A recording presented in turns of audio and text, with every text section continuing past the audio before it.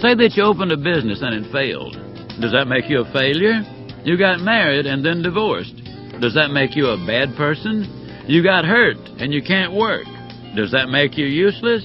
No, no, no, and no. Failure is an event that happens to you. Failure isn't who you are. If an event like the preceding happens to you, pick yourself up and get ready for the next event in your life. When you know in your heart that you can survive whatever happens, you can relax and begin to extract from life what life has to offer. Oftentimes, the only thing you need to overcome is a bad attitude. An attitude of expectancy has more to do with success or failure than any other factor. If you expect to do well, more often than not, you do. If you expect to do poorly, you do. I know a man who had an especially bad case of stinking thinking. He refused to get close to his wife because he was convinced that she was going to leave him one day, and he thought that her departure wouldn't hurt as much if he wasn't too attached to her. Well, you guessed it. She felt the urge to leave because he acted like she didn't exist. Fortunately, his wife had a better attitude than he did, and when he realized how wrong he had been and began to show her the attention she deserved, she took him back. A strong movement is on in the United States to teach ethical behavior. Actually, the emphasis is on the wrong concept. The focus should be on teaching integrity, because a person with integrity behaves in an ethical manner. Having integrity enables you to focus on your goals and quickly get back on track if unexpected events temporarily derail you. No matter what comes your way, stay with your plan. In the 1940s, a young inventor named Chester Carlson took his idea to 20 corporations, including some of the biggest in the country. They all turned him down. After 7 long years of rejections, he finally got a tiny company in Rochester, New York, the Haloid Company, to purchase the right to his electrostatic paper copying process. Haloid became Xerox Corporation. Chester Carlson could have seen himself as a failure, but he got past each rejection. His enthusiasm carried him as far as he needed to go. Sure, he felt dejected at times, but he saw failure as an event, not a measure of himself, and thus he was able to move on to the next opportunity. You can choose to do the same thing. Rather than focus on your problems, keep looking for opportunities. Maybe a downsizing at your company has put you out of work temporarily. You can look at your new free time as a blessing or a curse. Just having an opportunity to consider things that were previously out of your realm of interest can produce incentive to move in a new direction. Opportunities are everywhere. You just need to be on the lookout for them. If you're going to be successful, you probably will have to forget those who say that you can't. On occasion, you've probably been told that you can't do this, have no talent for that, and so on. Sometimes these well-meaning people are misguided in their efforts and just plain wrong in their thinking. You can measure IQ, but not want to. You can measure the size of your head, but not the size of your heart. So follow your heart as you use your head to develop your skills and talents. An inspired you can accomplish awesome tasks. To be able to handle the rough spots, practice forgiving people. Many argue that their offender doesn't deserve to be forgiven. But what the offender deserves is entirely beside the point. You deserve to forgive that individual. The person who hurts you damages your past and controls your present. Surely you're not going to give him or her permission to control and negatively influence your future, are you? Forgiveness is essential for your own growth and success. If you're incapable of forgiving on your own, and many people can't, I encourage you to seek counseling to guide you through the maze so that you eventually can forgive. As my friend Vicky Hitchkis says, that's important because one of these days you will either say, I wish I had, or I'm glad I did. Sometimes our greatest battles come from those we create.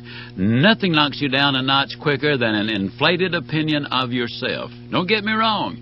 Being proud of your accomplishments is good. But when you start thinking that you know more than anyone else, watch out. Wouldn't it be wonderful if you had as much foresight as hindsight and were able to avoid mistakes altogether? Not only is that hope unrealistic, but it's also limiting. You see, mistakes are often the springboard for major accomplishments. Here are 3 tips for handling a mistake, either at home or at the office. Don't let a mistake depress or discourage you. See a mistake as a step on the road to a solution. Realize that depression and discouragement are negatives that limit the future. Admit the mistake. Yes, admitting your mistakes takes courage, but the recognition of errors is a sign of maturity. Not to recognize them is to deny them, and denial limits your future. Understand that when you confront your mistakes, you can take full advantage of them as a positive experiences that they can be. When you ignore mistakes or try to conceal them, they are almost always negative. We're ready for our 4th part, your goals in life. In this part, we look at making the 7 spoke of life, physical, mental, spiritual, family, career, financial, and personal, all they can be. Physical health is often ignored as an essential part of success, yet everyone knows how difficult concentrating and performing even simple tasks can be when pain and discomfort push their way into your consciousness. When the body is neglected, fatigue or illness ensues. Poor health and substandard physical conditioning adversely affect being productive at work or at home, enjoying time with friends and family, and even your ability to relax. The first step to physical health is that you team up with your physician for better healing. In fact, one of the most important components of the healing process is the physician and patient working together. The treatment the physician gives you, combined with the words of encouragement you hear, is enormously helpful in the healing process. Carefully ask questions. Listen attentively to what he or she has to say. Assure him or her that the 2 of you are going to work together and follow through on that promise. The second step is to recognize the impact of thinking on your health. The more optimistic you are that results are just around the corner, the more likely those results are to happen. The magic word is expectation. If you plan and prepare for good health by thinking positively, eating right, exercising, and doing the other things that I recommend in this section, you can expect good health. People frequently say to me, "Well, you sure do feel good today." My response is always the same. Yes, many years ago I planned on feeling good today. Actually, I plan on feeling good every day.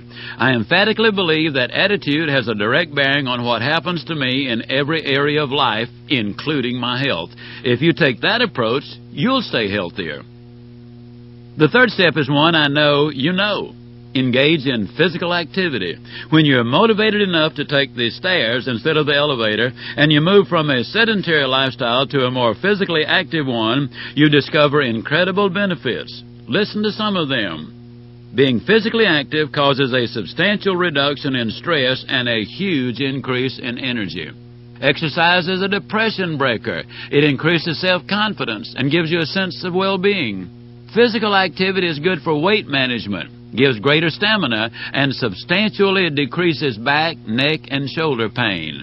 Being physically active improves sleep, increases alertness, and helps you to maintain your independence as you add birthdays. Physical activity expands creativity and enhances sexual response. Being physically active enhances and encourages other healthy habits and may reduce your need for some medications. With all the studies you see in newspapers and magazines and hear about on television, you may be confused about what foods to eat and how and when to eat. I'm sure you're going to love the next words of wisdom. Don't dig your grave with your teeth. Watch what you eat. The good news is that you really don't have to be an expert to eat properly. Here are a few ground rules for eating. Eat only when you're hungry. Decide in advance how much you're going to eat. Choose a plate that's smaller than the one you normally use. A small plate makes the amount of food on it appear larger, whereas on a large plate, even a reasonable amount of food looks small. Never eat while standing up. Instead, always eat while seated in the same place at home. Don't eat in front of the television. You can consume an unusually large amount of food simply because it is available and because you're not paying attention. Stop eating when you're full and long before you're stuffed. Eat slowly and chew your food thoroughly. Lay your fork down after each bite. You may even want to place your fork at an odd angle, requiring a slight reach to pick it up again to remind yourself to slow down. Be careful about the music you listen to while you're eating. With soft, soothing music, you eat less and more slowly. When you listen to loud music with a fast beat, you eat more and faster, and frequently whatever is in sight. Eat healthy snacks between meals, and then eat smaller meals. Eat something healthy, such as a half grapefruit, 30 minutes to an hour before a meal. Filling up on a low-calorie, low-fat, highly nutritious food before sitting down to a meal has a definite impact on your appetite. Develop an appetite for many different foods. The more foods you enjoy, the easier it is to satisfy your hunger cravings. Finally, make your last meal of the day a light one. Finish eating your last meal of the day before 7 p.m. Be sure to choose the right foods. Forrest Tennant, M.D., Ph.D., says that a dependence on carbohydrates is the number one eating problem today. If you find that you're constantly fatigued or that you get tired or sleepy after meals, you may be eating excess carbohydrates. Dr. Tennant believes that you should eat a balanced diet, but also that you should consume much more protein than the average person does today. Foods that are rich in protein and low in carbohydrates include almonds, apricots, artichokes, asparagus, beets, broccoli, Brussels sprouts, cabbage, cauliflower, celery, collard greens, cucumbers, green beans, lettuce, mushrooms, olives, peanuts, pecans, soybeans, spinach, summer squash, sunflower seeds, tomatoes, turnip greens, turnips, and walnuts. Don't forget to maintain your common sense while dieting. Don't rush blindly into every fad diet that comes down the pike. Getting expert instruction before embarking on a weight loss program is important. If you don't lose weight properly, you can do serious damage. Temporary and on occasion permanent setback is the result. I've talked with countless overweight people and have seen startling results when they recognize the mental aspect of their weight program. I experienced these results firsthand when I lost 37 pounds back in 1972, and I'm happy to report that I have maintained that loss. I was able to lose the weight because I thought slender, ate slender, and asked myself at every meal, would a slender person eat this food? I changed my eating habits and started a sensible but disciplined exercise program. As one who has a passion for sweets, I've never met one I didn't like. I knew that I wouldn't be able to permanently stick to a diet that was too restrictive and eliminated sweets altogether. So I decided that the only time I would eat sweets would be on Sunday after church. For the 10 months I took to lose the weight, I got a double dip of my all-time favorite, Brahms French chocolate almond ice cream each Sunday. I enjoyed every bite of it and set my sweet clock to go off on the next Sunday at the same time. By following this procedure, I was able to indulge and control my sweet tooth rather than allowing it to control me. You know that when you overload on sugar or have too much caffeine in your system, you receive a substantial negative impact. And research from countless sources validates that alcohol, tobacco, and illegal drugs are health killers, relationship destroyers, and career albatrosses. Needless to say, realizing your potential is difficult when you're boozing, puffing, or snorting. Maintaining your health really isn't an expensive undertaking. Take a good look at some of the most neglected aspects of maintaining good physical condition and the measures that cost the least amount of money. Make certain that you get adequate sleep. You require a certain amount of sleep, preferably at regular times, meaning that you go to bed and arise at the same times each day to establish a rhythm. The required amount of sleep varies from person to person, but you can use this test. If you enjoy good health, but have to force yourself to get out of bed each morning, you probably aren't getting enough sleep. Deep breathing has a positive long-range impact on your health. One deep breath, or far better, 2 or 3, taken at opportune times during the day, energizes you. Drinking plenty of water is important. Most experts agree that 8 to 10 8-ounce glasses of water a day are mandatory for optimum health. When you realize that you're thirsty, The dehydration process has already started. Plenty of good, clean water every day keeps your skin supple, improves digestion, and helps to flush toxins out of the body. Vary your activities. At least once every 90 minutes, stand up, stretch, breathe deeply, shift gears, walk to the water cooler and get a drink of water, or even do a couple of aerobic exercises if space permits. Doing so helps to reduce stress, whether mental or physical. And when you reduce stress, you increase your energy level. For years, a good belly laugh has been described as internal jogging. Physicians agree that a sense of humor is an enormous asset to maintaining good physical health. It gives you a better outlook on life, and it's good for you. Scientific evidence validates that saying the right things to yourself can have significant influence. I encourage you to talk to yourself about your health. Self-talking takes only a couple of minutes each evening and a couple of minutes at the start of your day.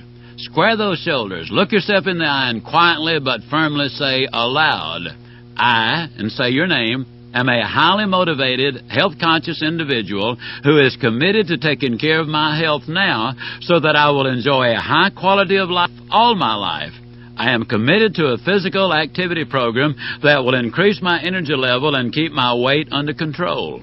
I will talk positively about my health and think positive health thoughts. I will eat sensibly and ask myself this question every day.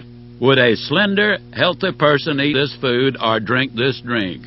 I will regularly get physical exams as a step to preventing serious problems, and I understand that my physical health has a direct bearing on my happiness, my attitude, my family, my job success, my peace of mind, my finances, and my corporate or business success.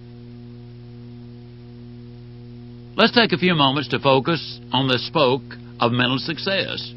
Losing a job, mate, or friend because of a lousy attitude is unfortunate, especially because a bad attitude can be fixed. I believe that this section, particularly when combined with the information in the rest of this recording, can help you to fix your attitude so that it serves you well in your profession, your family, and all your other relationships. You can find at least two ways to look at virtually everything.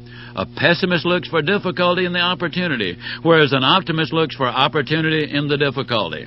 Unfortunately, many people look only at the problem and not at the opportunity that lies within the problem. When you get too close to your problems to think objectively about them, try to keep in mind how your vision can be obstructed. Take a step back and look at the situation from a new angle. Look up instead of down. Words affect your attitude, and your attitude affects your performance, so make sure that your words are positive. Using positive affirmation is a proven technique that works miracles in many lives. Ideally, you should look yourself in the eye as you make the following positive affirmations. Don't be shy. Go ahead and get started. Repeat the following statements to yourself. I clearly understand that failure is an event, not a person, that yesterday really did end last night, and that success isn't final and failure isn't fatal because I fail only if I quit. I have the courage to admit a mistake and to say that I was wrong. I have the courage to ask for help and the courage to say, I don't know. I have the courage to continually strive to be the person that I am capable of becoming. I have vision in my life, which means that I see not only with my eyes, but also with my heart. I have 525,600 minutes in every year of my life, and I utilize them well to maximize my ability. I am successful because I believe that to be truly educated, I must be mentored by superior minds with greater skills and mature spirits. I discipline myself to do the things I need to do when I need to do them because I know that doing them will enable me someday to do the things I want to do when I want to do them. I clearly understand that if I develop yearning power and apply learning power, I will increase my earning power. I am successful because I don't confuse activity with accomplishment. I know that I can't make it in life as a wandering generality, so I am a meaningful specific. I am successful in all areas of my life because I have a great sense of humor and the ability to laugh at myself. I'm like an eraser. I recognize my mistakes, I learn from my mistakes, and then I erase those mistakes from my memory.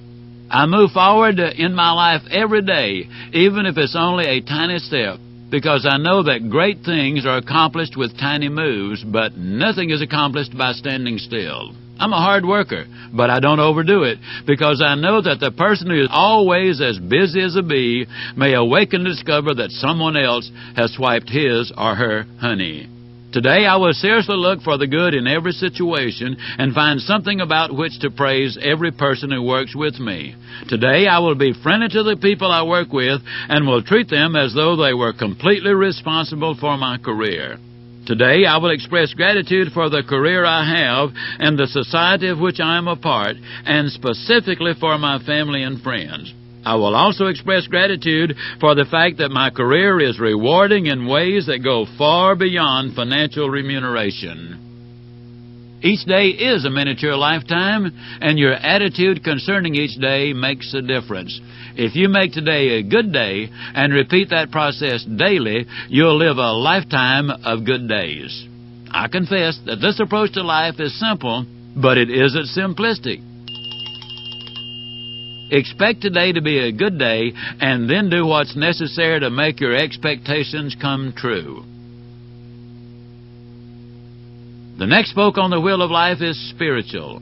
Sir John Templeton, one of the wealthiest people in the United States, said, "If we have not developed a reservoir of spiritual wealth, no amount of money is likely to make us happy.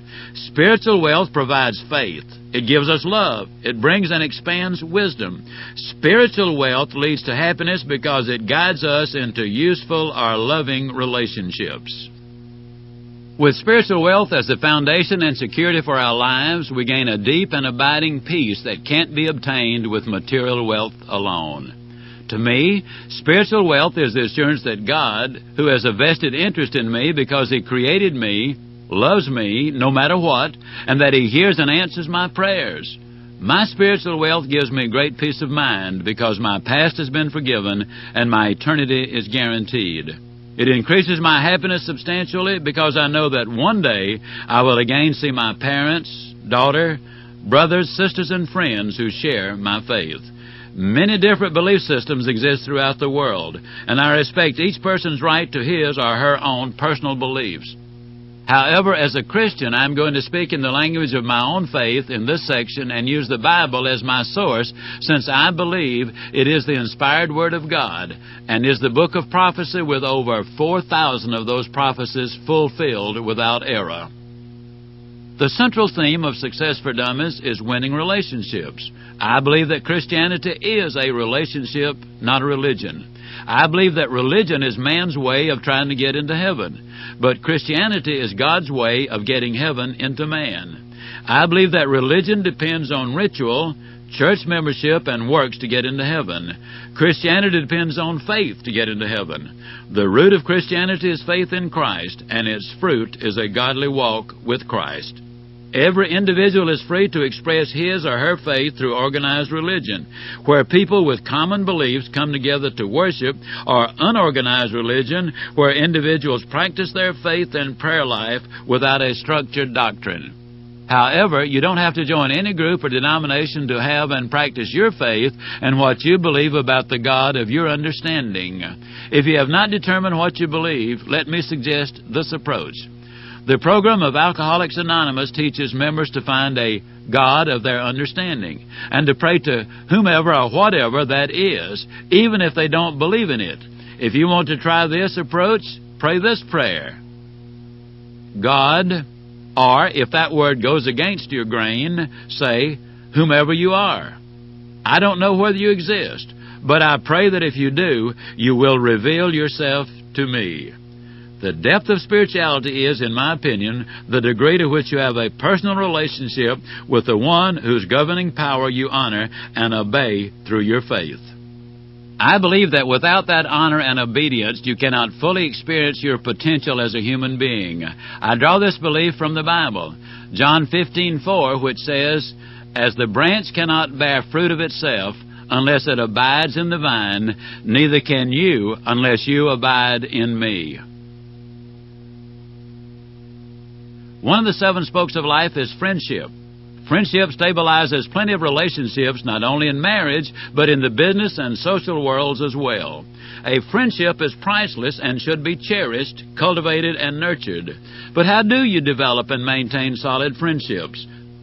This section outlines some principles of friendship that can help you improve the friendships you already have and build even more friendships in the future. The first principle is to remember the golden rule. Without a doubt, the greatest friend maker and human relation principle going is to treat other people like you want to be treated. When you show respect for your friends and gratitude for their friendship, you'll be blessed in untold ways. Although the way you treat others affects the way they treat you, the way another person treats you shouldn't determine the way you treat that person. Let me say that again. Although the way you treat others affects the way they treat you, the way another person treats you shouldn't determine the way you treat that person. I've often explained to my children that they should respond to rude behavior with kindness. When people are rude and ugly to you, they're probably behaving that way because they're hurting, not because they want to hurt you. The second principle for friendship building is to avoid criticizing your friends. Human nature being what it is, most people tend to see problems and faults more easily in other people than in themselves. Instead of being eager to dish out criticism all the time, take the sensible, loving approach. Look for the good in other people. Encourage them. Build them up. The secret is simple. Be a good finder, not a fault finder. My third principle is that love, loyalty, and friendship are for sale. This principle may seem a little strange. You may be thinking to yourself, that simply isn't true. These things are extremely valuable and can't be bought at any price. I beg to differ. What you send out truly is what you get back. When you ignore people, you're likely to be ignored. And when you treat them in a grouchy, discourteous way, you're far more likely to be treated similarly. You buy loyalty by being loyal. You buy friendship by being a friend. You buy hope by giving hope, and so on. No person is happy or has friends or love who is not truly a giver. The fourth principle is to be an optimist. Do you enjoy being around a pessimist, someone who is generally described as being able to brighten up a room just by leaving it? The answer is obvious. Most people, when given a choice, prefer to be around people who believe that tomorrow is going to be better than today, instead of being with people who believe that today is even worse than yesterday. Optimists spread cheer wherever they go and make others feel good about themselves. That's a guaranteed way to make friends. The question is, how do you develop that pleasing personality? Well, here's some steps you can take. Smile when you see someone. You don't have to smile so wide you could eat a banana sideways. Just a pleasant, friendly smile. Speak in a pleasant, upbeat tone of voice. Talk to people as if they are really good friends of yours, even if they don't really fall into that category yet. Take a course in public speaking. The ability to express yourself is of paramount importance and attracts favorable attention from many sources. Become a better informed person and develop a sense of humor. I particularly encourage you to pick up a couple of good joke books. You can share the one-liners that you read with others, and you don't have to be a comedian to get a smile from people. Personality opens the door and helps you to win friends and influence people. Character keeps the door open and maintains the influence. An important spoke in the wheel is family, and central to most families is a marriage. A perfect marriage doesn't require perfect partners. Ordinary partners can have an extraordinary marriage. Your attitude and approach to your marriage are keys to attaining happiness and harmony, which sounds like great goals. What skills do you need to build a loving relationship? Here are some of the most important ones. Start with a commitment to make the marriage work. Understand that you deceived each other in the courtship process by putting only your best foot forward and leaving it there. Work at verbalizing your true feelings without taking punitive action against your mate. Chances are superb that if you handle the situation gently, lovingly, and with a big hug and smile, your mate will respond appropriately. Take time to build the skill of courteousness. Discourtesy is really disrespect, and you're seldom discourteous to anyone you truly respect. Eliminate the words always and never from your vocabulary, as in, you always do this, or you never do that. Those statements aren't true, and they can elicit nothing but a defensive retort from your mate. Practice looking for the good in your mate and work on finding the humor in problems. Remember that your mate is not a mind reader. You need to gently tell your mate what your needs are. Don't labor under the illusion that you are communicating just because you take turns talking. You need to listen, really listen to what your mate is saying, not mentally preparing a retort to his or her comments. Always remember that telling is sharing, but listening is caring. I've never yet heard of a couple listening themselves out of a marriage. Remember what your marriage means to you and take steps right now to make your marriage better. If you're raising children, the next section is for you. Parenting can be a delight if you approach it with an open heart and an open mind. The following points may seem like basic common sense to you, but many people are so rushed by the pressures of making a living that they don't give much thought to these issues. They wrongly assume that rearing children just happens. They're born, they go to school, they leave home. If only life were so simple. The first issue that parents must face is that they show unconditional love. If you put a condition on your love for your children, they will always wonder whether they have earned or deserved the love you're giving. This wonder breeds insecurity within children, and it ensures difficult times ahead. The next issue makes all parents feel uncomfortable. Whether you like it or not, you must accept that you are a role model. A role model, in simple terms, is an individual whose behavior in a particular role is imitated by others. It is a parent's responsibility to demonstrate such noble qualities as courage, compassion, and genuine concern for others. You may say, ouch, when you hear the next issue. Your kids are not a responsibility that you handle at your convenience. They're a part of your schedule and can bring infinite joy or considerable misery. An hour at the end of a hectic day is not quite enough to get the job done. If possible, stay together to raise your kids. Two-parent families are the ideal arrangement for raising successful kids. It's more than just a cliche to say that the most important thing a father can do for his children is to love their mother. And the most important thing a mother can do for her children is to love their father. The message, work at it. Work it out, parents. You and your kids will be glad that you did. Even if you look back on the way you parented your young children or related to your own parents with regret, you don't have to let past hurts continue to damage your relationships today. The good news is that the relationship can be mended. The hard part is that you must initiate action that leads to forgiveness and reconciliation. I encourage you to make contact, either in person, by phone, or through the mail, with anyone who's hurt you, and tell that person that you forgive him or her for that hurt. Now, don't just say that you forgive them. You have to actually forgive them. You also may need to ask for forgiveness for the part that you may have played in the breakdown of the relationship. I know that for many people, asking for forgiveness is extremely difficult. You may even need counseling to help you do so. But I encourage you to do whatever it takes to forgive, because the key to being forgiven is to forgive. The concept of you can have everything in life you want if you will just help enough other people get what they want is hardcore and practical, yet it's also gentle, loving, and enormously effective.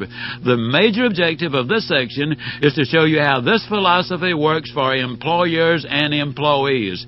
This is the career spoke of the wheel of life. I recognize that employers can't always provide interesting work, which is something that all employees want. But by being fair, open, and accessible, you can help alleviate frustration on the job and increase employees' job satisfaction. How do you increase job satisfaction? First, take a sincere interest in your employees. People who feel appreciated and respected are more likely to be loyal, happy, and productive. If they really believe that you have their best interest at heart, they are far more inclined to be dedicated to their work and are thus more productive.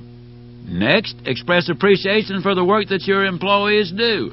The cheapest, most effective motivation going is a simple, pleasant thank you for a job well done. No, that doesn't include thanking employees for getting to work on time and doing what they're expected to do. Those accomplishments are part of the job. But at the end of the week, if they've done these things, a simple, "It's nice to have you with us," or "Thank you for a good job," goes a long way toward reducing turnover.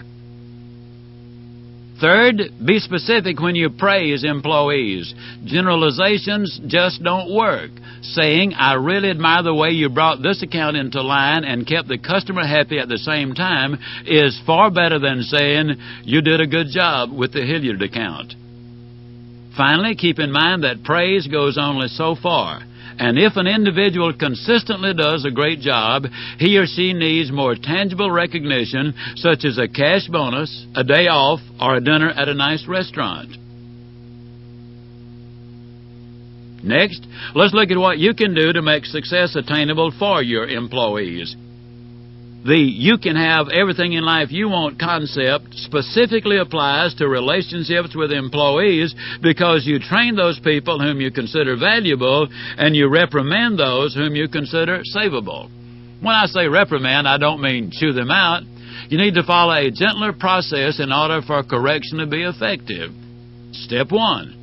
Make sure that the employee has a clear understanding of what you expect from him or her. Bringing employees aboard, assigning them a new job, and expecting them to perform up to your standards when they have no idea what those standards are is unfair, unrealistic, and counterproductive. So make sure to communicate your expectations.